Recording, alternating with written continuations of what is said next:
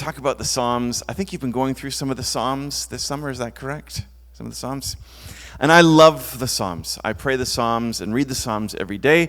I try and read through the Psalms and pray through the Psalms at least once a month, all 150 Psalms. I try and read them and pray them in different languages if I can, and different translations.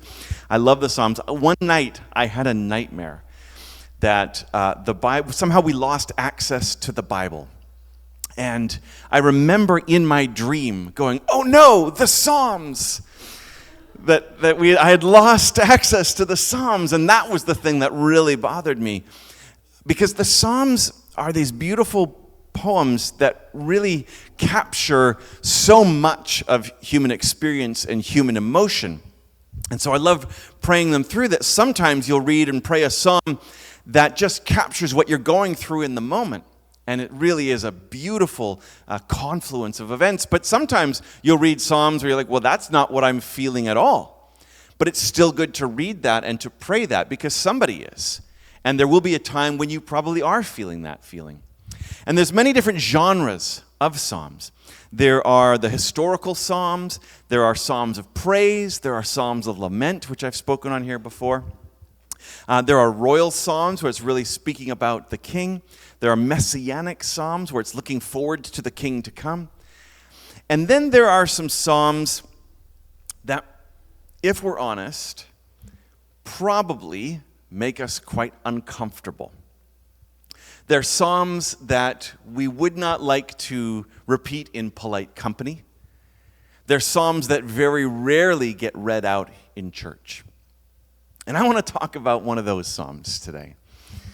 I want to read out Psalm 137, a psalm of rage and vengeance. So Psalm 137, if we can go to the next slide, please. By the rivers of Babylon, there we sat down, and there we wept when we remembered Zion. On the willows, there we hung our harps. For there our captors asked us for songs, and our tormentors asked for mirth, saying, sing us one of the songs of Zion. How could we sing the Lord's song in a foreign land? If I forget you, O Jerusalem, let my right hand wither. Let my tongue cling to the roof of my mouth if I do not remember you. If I do not set Jerusalem above my highest joy. Now, this is a very sad psalm. But fascinatingly, this psalm has become one of the most popular psalms in modern Western pop culture. Do you know what I'm talking about? Are there any Boney M fans in the room? There's a few Boney M fans. I thought this was kind of a reggae disco kind of church. It's what it feels like from up here, is really reggae and disco. Boney M released a version of this psalm, By the Rivers of Babylon, back in 1979. And it is one of the top 10 all-time singles in the United Kingdom, which is very weird. It's very, very odd. I urge you to go home and listen to their version of this song. It was originally not written by them. It was written in 1970 by a reggae group called the Melodons. But Boney M re-released it in 1979 as kind of more of a disco-y type hit. And when I first heard this version of this psalm, Psalm 137, it was strange to my ears. It's a very strange, to me, version of the song because it is reggae and it is disco and it's kind of upbeat and it feels like it doesn't match the words of the song until you catch that it is being used as a protest song. It is actually a song originally written by the Melodons, then released by Boney M, that was defying Western oppression against the people of the Caribbean. And the members of Boney M were from the islands. They were from Jamaica, Aruba, Montserrat. And they were using this song as a protest for the people of the Caribbean and also just for black people in general. And this is a song for people who had been enslaved, who had been exiled, who had been treated unjustly for generations.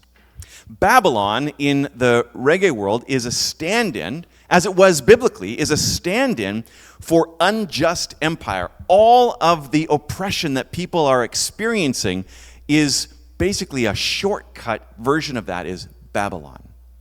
That's the word that's used. And this therefore makes a lot of sense that this song comes out of the reggae world, because the psalm on which it is based is a sad and angry lament. By the waters of Babylon, we lay down and wept. Why? Why were they weeping?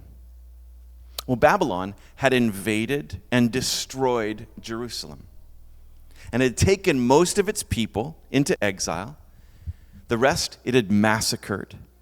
It had looted the temple and their businesses and their home and everything that they had, taken everything they had. Babylon routinely sexually assaulted the people that it conquered. It was the major power in the area. And the people of Israel, the people of Jerusalem, were being kept in captivity far away from their homeland. And they were angry. Very, very angry. As you can imagine, you would be angry. But to make things worse, their captors, their tormentors, the Babylonians, were now demanding, on top of all that, they were demanding that the people of Jerusalem sing songs about Zion. Sing songs about your homeland. Entertain us with the music about the place that you love, the place that we took from you, the place that we despoiled and destroyed. Can you see why they were angry? Wouldn't you be? So we can see why the song Rivers of Babylon is this defiant, angry protest song. That's not the first version, the first pop version of Psalm 137 that I heard, though. There is another version by an artist named Don McLean, who is more famous for writing the song American Pie. People familiar with that song? Bye, bye, Miss American Pie. So on that album, which was really only his one big album, there's a couple good songs on there. I can suggest that you go and listen to it. But one song really caught my attention, and it was The Waters of Babylon. And I loved this song. And it's around, and he just basically sings, it's very simple, he sings it around, and he just goes, by the waters of Babylon, we lay down and wept for thee, Zion. We remember thee, Zion. And that just becomes around. And it's beautiful, and it's haunting. And I fell in love musically with this version of the song. But as I have matured, I realized that socially, historically, culturally, the Boney M version is actually closer to the Psalms. Because Don McLean's version is sad, it is sorrowful. But Boney M's version and the original psalm is not just sad. It isn't just a lament. It has accusation in it. It has rage in it. And it has a desire for unbelievable vengeance in the psalm. It is angry. Let's read the last part of Psalm 137. In just a moment.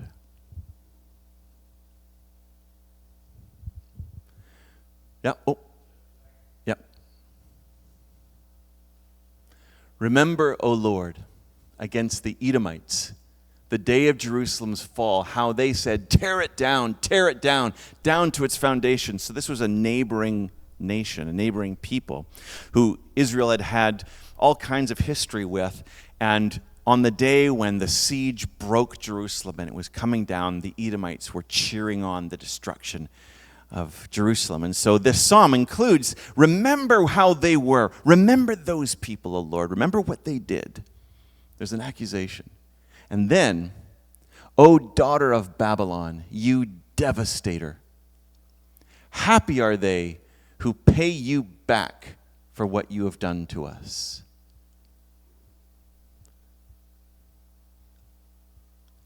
It's building the tension. Happy shall they be who take your little ones and dash them against the rock.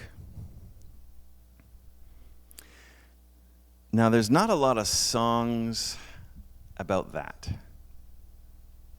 Other versions saying, happy is the one who dashes the heads of your children against the rocks.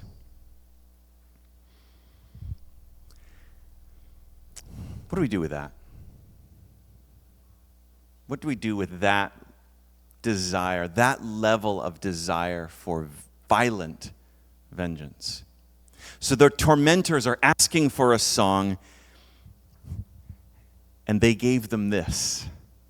This is the song they gave them. It's not even really a song. It is absolutely a violent wish to see their captors, including their children, destroyed. Now, presumably, the Babylonians didn't understand Hebrew. So this desire for vengeance in this psalm would have been a hidden sentiment.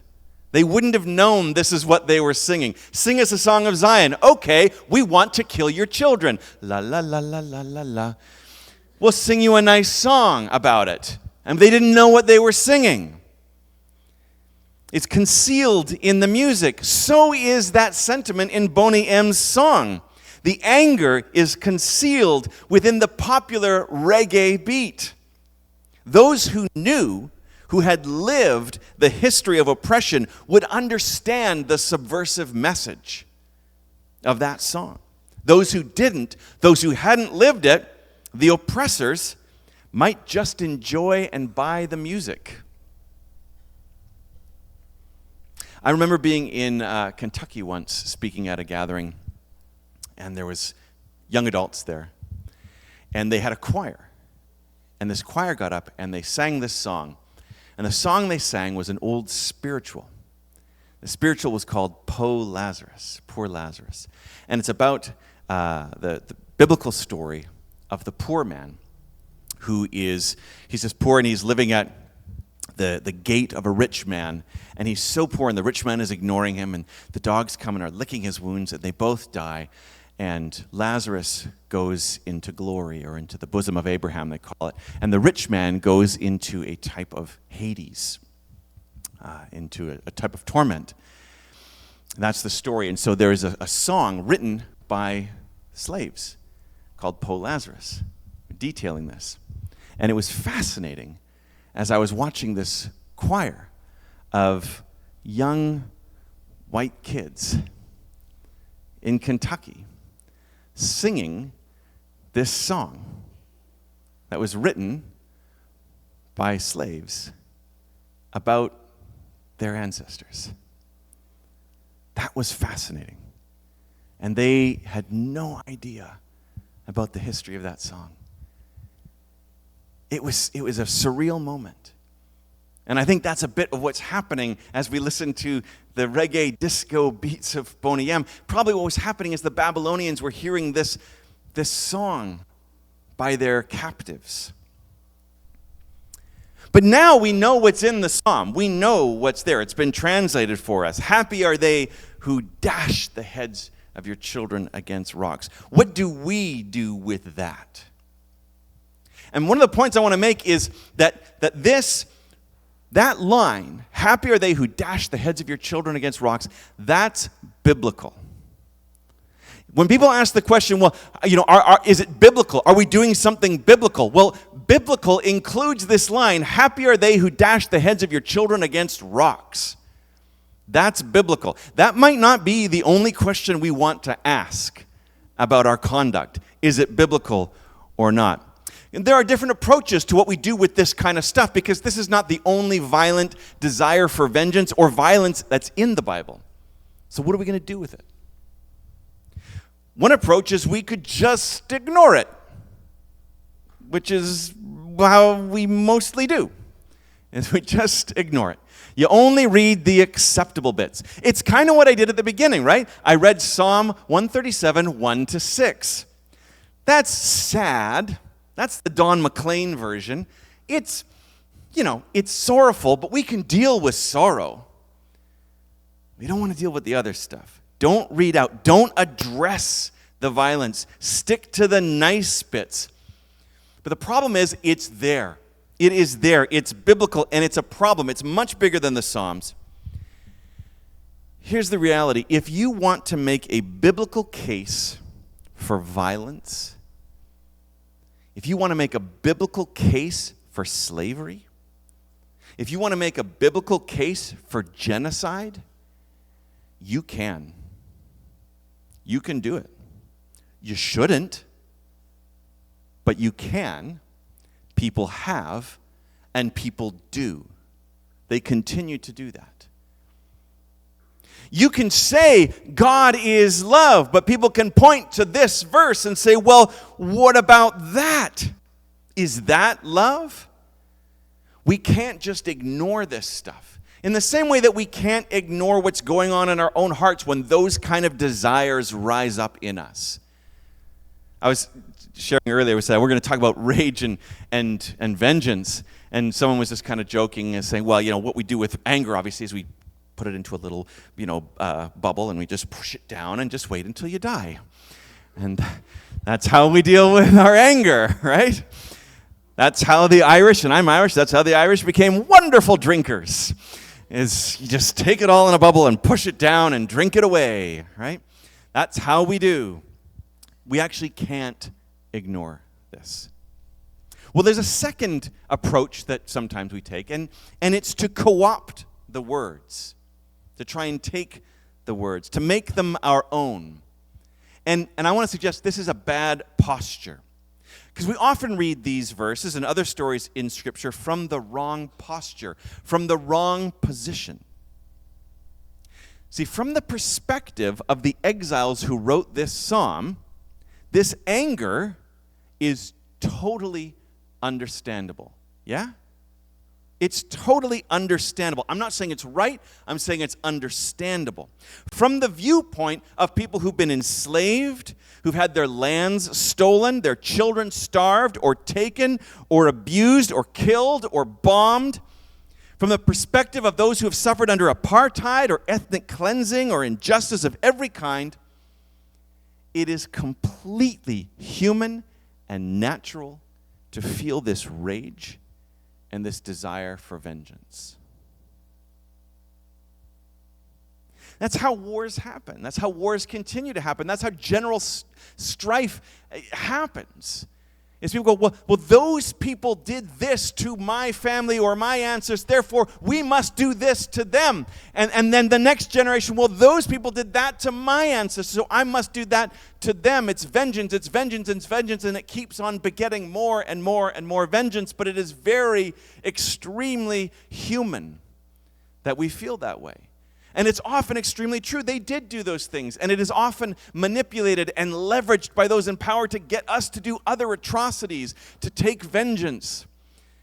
But this is very understandable and human.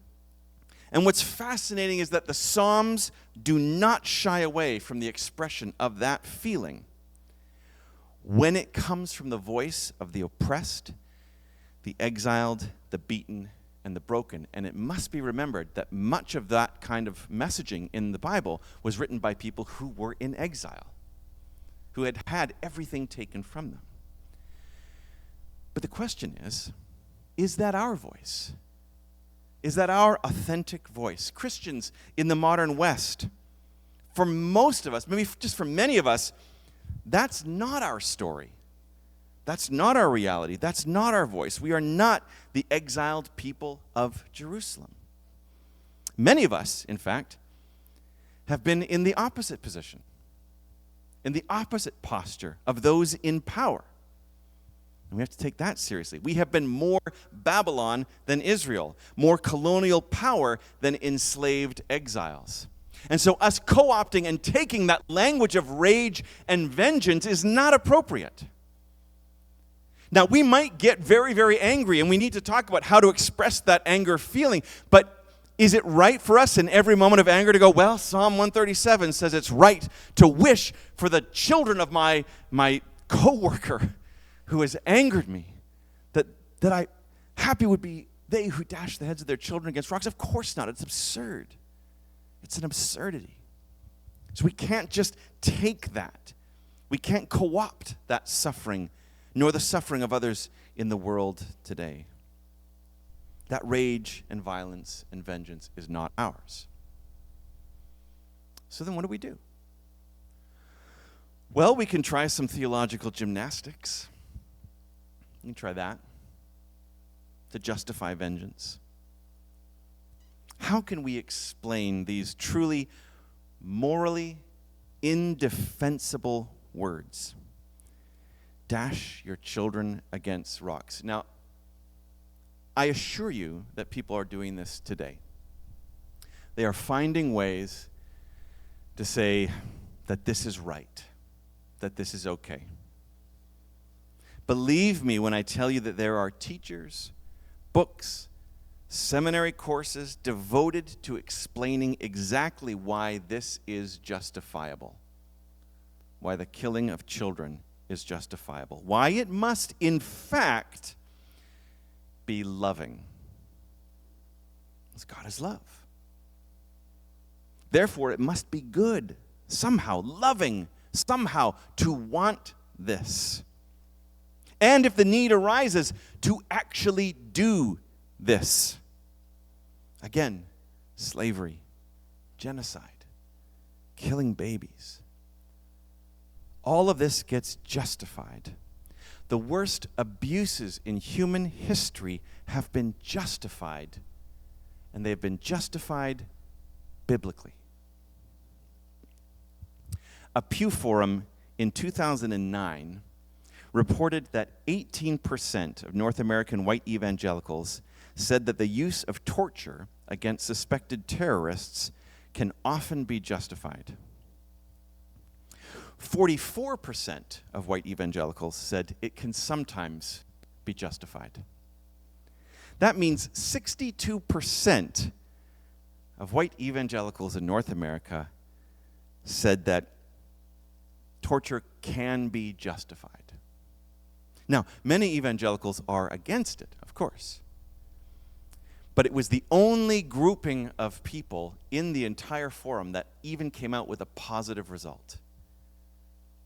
It was evangelicals who said, yes, it is right to so abuse and despoil and humiliate and destroy the body of a child of God.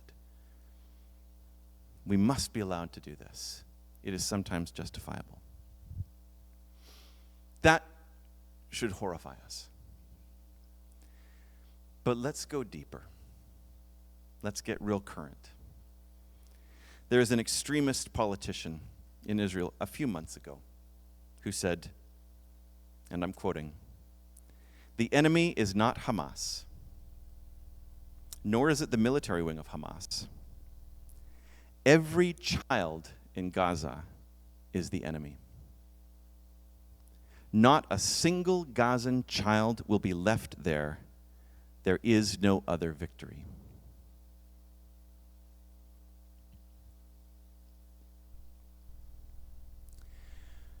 Now, I know that in bringing up Israel-Palestine, I am playing hopscotch on a minefield. But should I be? When we hear something like that, in the name of Christ, can we not say, absolutely not? Can we agree that we should not justify the killing of children? Can we agree in the name of Christ that that is not right? That it's not right when Hamas does it. It's not right when Israel does it. It's not right when Russia does it. It's not right when Canada did it to Indigenous children for generations. It's not right. Can we not confess this? That it's not okay. And again, not as a political or a military thing, but simply as a Christian thing, can we not say that this is not the way of Christ? And if we do agree with that, doesn't it bring us back to an uncomfortable discussion about Psalm 137? If we have a hard time imagining Christ saying that that's what should happen, what do we do with Psalm 137? Well, I just think we have to come back to the words and the way of Jesus. See, the Bible is actually an extremely complicated thing. It really, really is. And it has stuff in there that without help, we're going to get wrong. We need a teacher. We need a rabbi. We have one. Jesus is our rabbi. He is the lens through which we need to read the scriptures. We must not let the Bible interpret Jesus for us. We must let Jesus interpret the Bible for us. That is what happens on the Emmaus Road after his resurrection. He is interpreting the scriptures to his disciples. Jesus is our way in. Well, what is the way of Jesus? Jesus goes way, way further than even I would necessarily go. Jesus says, instead of crushing the heads of enemies, I will offer myself to my enemies to be crushed. There is no sense in which Jesus says, happy are they who dash the heads of your children against rocks. He says, I am the child of God, and I will be dashed against the rocks for you, my enemies. It is human to say, dash the heads of the children against rocks. It is Christ-like to say, forgive them. They don't know what they're doing. It is human to hate your enemy. It is Christ-like to say, love your enemy. And Christ is what God is like. Now, it may very well be that in this psalm, the psalmist is writing not about actual flesh and blood children, but about the powers and the principalities, about Babylon as a system, as a nation. And its children are all the things that it's doing. May we destroy it? Okay, maybe. But we have taken that and we've turned it into flesh and blood. So what do we do with it? What do we do with this kind of anger, rage, and vengeance? First, we don't ignore it. Don't ignore it in the scriptures. Don't ignore it in yourself. We must feel and acknowledge these things. Have you ever felt extremely angry about something and then went, oh, no, I'm not supposed to feel like that? Anyone ever do that? Yeah. What if instead we were to say, I feel really angry about that? Jesus, would you help me? It is something we can do. We're allowed to do it. And it's better than just ignoring it. Don't co-opt the story. Hear the sorrow and the angers of others. And don't just go, well, that's very much like my situation. No, hear what people have gone through. If you have a chance, listen to Indigenous elders. Listen to their story. Listen to what they have to say about what happened to them. I was in another grouping once where I was speaking alongside an Indigenous elder, and somebody from the group, this was down in Oklahoma, someone from the group said, oh, why do we have to think about all the stuff that just happened in history? Why can't we all just be colorblind and just get along with each other as Jesus wants? And my friend was just so gracious, and she said, no, you don't understand. It was my children were taken away. I'm not talking about 120 years ago. My children were taken away. And she says, I'm terrified right now being in this room with 100 white people because you're in between me and the door. And I'm really scared of you. They couldn't grasp that. They didn't know what to do with that. She's like, I'm so scared of you. But Aaron says you're okay. I'm like, I do not vouch for these people. I can't. I don't know. I don't know if they're okay or not. He says you're okay, so I'm here. Her grace and wisdom was profound. Listen to people who have walked through that, who have every understandable right to be enraged and wanting vengeance, and yet are speaking wisdom and grace into the world. Listen. Don't seek vengeance, but we can pray this prayer. We can pray this prayer against the powers and the principalities, the systems that oppress our world, militarism, the greed, the vengeance, the violence, those kind of systems that are destroying the very children of God. We can pray against it. I pray against them regularly. I pray that they are overthrown and cast down, and that all of their children, all of the things that would come out of these powers and these principalities, these organizations, these demonic forces would be destroyed, would be overturned. And I can do that because that is the way of Christ. Christ was violent. Who was he violent to? When he cast unclean spirits out of children and other people, he was violent towards them. He said, "Get out," and they got out. Where else was he violent? He was violent in the temple. He was violent at the overturning of this system which was hurting people and destroying people, and he drove the moneylenders out, and the same word is used for his driving the moneylenders out as is used for his driving the demonic spirits out.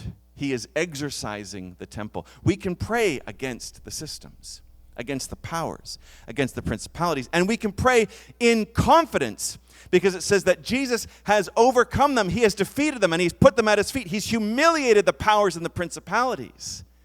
We can pray with confidence in that. But we cannot pray or act this out against human children, the children of God, and call it Christ-like. I have a friend I met in Syria who said he'd become a believer when he was a child, and he'd heard the teaching of Jesus that he should pray for his enemy, pray for his enemies. And so he said to me, that is why every single day I pray for Israel. And there was a jarring moment. He said, because it's not just theoretically. They have sent rockets into my hometown many times. They are quite literally my enemy, militarily, politically, culturally. They are my enemy. They've killed people that I know and love. But I am told to pray for my enemies, so I pray for them. But it goes even deeper than that, because in that grouping, they were asking, how do we pray for ISIS? They were on, this particular church was on the list.